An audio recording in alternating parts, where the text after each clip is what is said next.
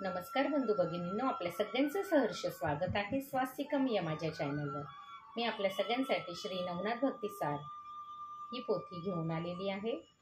मी हे 11 दिवसाचं पारायण करत आहे आणि हे जे मी पठण करत आहे ह्याचाच मी व्हिडिओ आपल्यासाठी बनवत आहे, कारण की बरेच सारे असे लोक आहेत की ज्यांना वाचता येत नाही किंवा ज्यांच्याकडे वेळ नाही, ते सुद्धा हे ऐकू शकतात व्हिडिओ।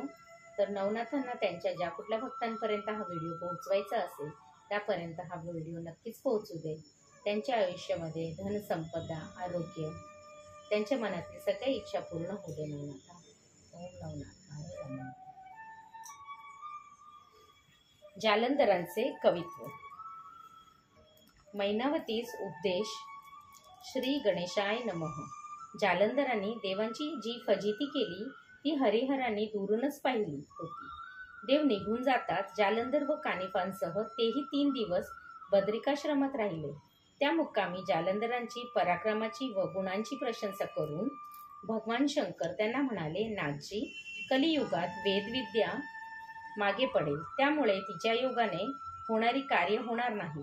अशा वेळी तरुण जाण्याच्या दृष्टीने लोकांना काही साधन मिळाले नाही तर ते दुःखी होतील। यातून मार्ग असावा म्हणून तुम्ही नाथांनी शाबरी कवित्व सिद्ध करून ठेवायचे आहे। हा सर्व खटाटोप लोकांचे हित लक्षात घेऊन केवळ परोपकाराच्या दृष्टीनेच करायचा आहे। हे काव्य कितीतरी मोठे असायला हवे। थोडेसे मंत्र सर्व प्रजेला पुरेसे होणार नाही। यात तुम्ही स्वतः 34 कोटी 12 लक्ष व कानिफांनी 6 कोटी 8 लक्ष इतकी मंत्र निर्मिती करायची आहे। प्रत्येक कलियुगात अवतार घेऊन तुम्ही ही विद्या उदयास आणता। पुढे ज्या प्रचार प्रसाराचे कामही आहे। तुम्ही सर्वज्ञ आहात म्हणून अधिक काही सांगत नाही। त्यानंतर जालंधरांना आशीर्वाद देऊन ते दोन्ही देव स्वस्थानी गेले। भगवान शंकराकडून कार्यप्रेरणा मिळाल्यावर त्यांची पूर्तता करण्यासाठी जालंधर व कानिफ यांनी 12 वर्षे तिथेच वास्तव्य करून अथक परिश्रमार्थी 40 कोटी 20 लक्ष इतके कवित्व केले।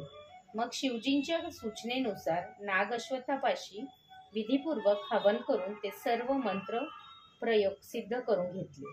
सूर्यकुंडातील जलाने सिंचन करून नाग अश्वत्थावरील सर्व देवते अनुकूल करून घेतली। कार्य संपन्न होताच ते दोघे बद्रिकाश्रमी परतले।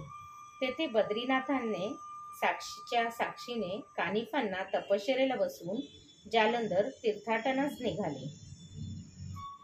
मैनावतीस उपदेश।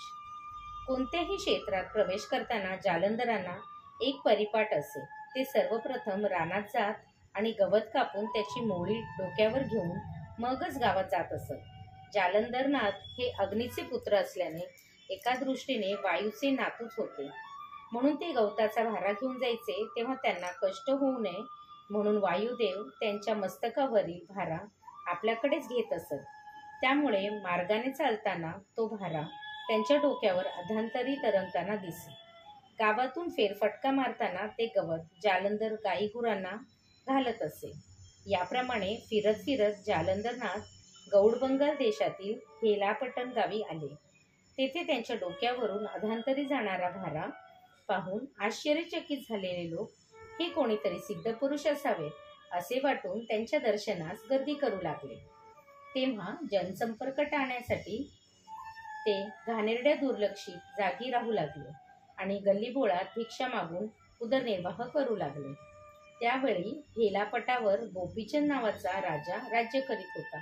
तो सुंदर, पराक्रमी, बलाढ्य व सर्व ऐश्वर्य संपन्न होता। त्याची आई मैनावती ही विधवा पण मोठी साध्वी होती। राजा तिला फार मान देत असत। एका दिवशी मैनावती राजप्रासादाच्या सज्जात उभी असताना सहजच तिचे लक्ष हमरस्त्यावरून जाणाऱ्या जालंधराकडे गेले।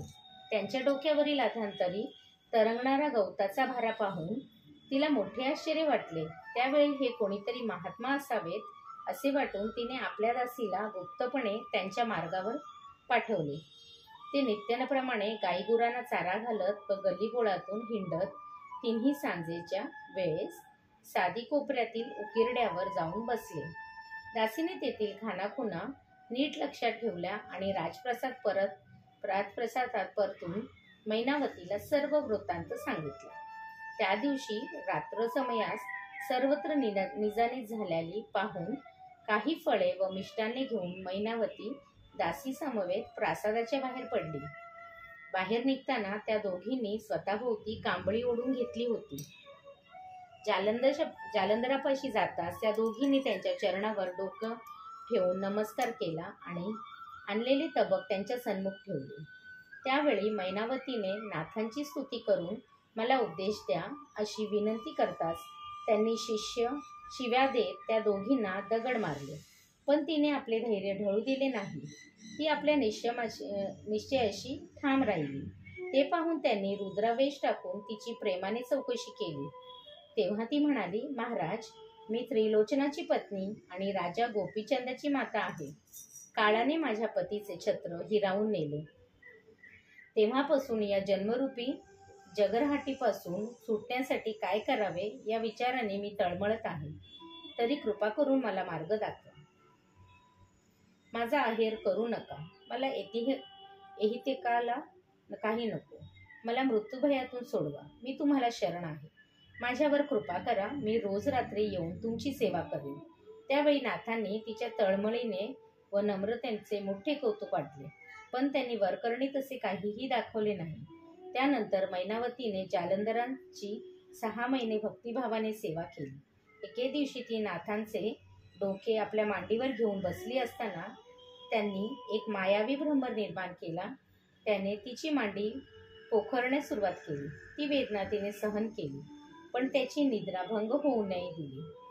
जाग येताच तिच्या मांडीला छिद्रे पडले असून सर्वत्र रक्त विखरलेले आहे हे नाथजींच्या लक्षात आले. त्यांचे हृदय कळवळले, चित्त प्रसन्न झाले आणि त्यांनी त्याच क्षणी तिला तारक मंत्राचा उपदेश केला. त्यामुळे तिला अद्वैत स्थिती प्राप्त झाली. त्यांनी अमरपद देऊन तिच्या जन्माचे सार्थक केले.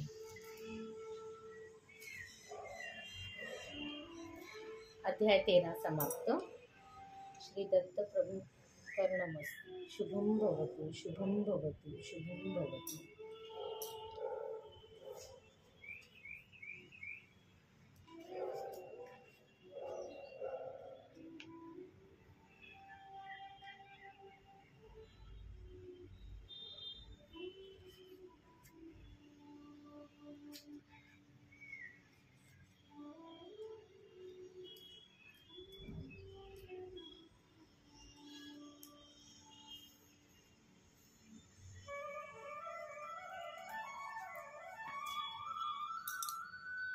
राम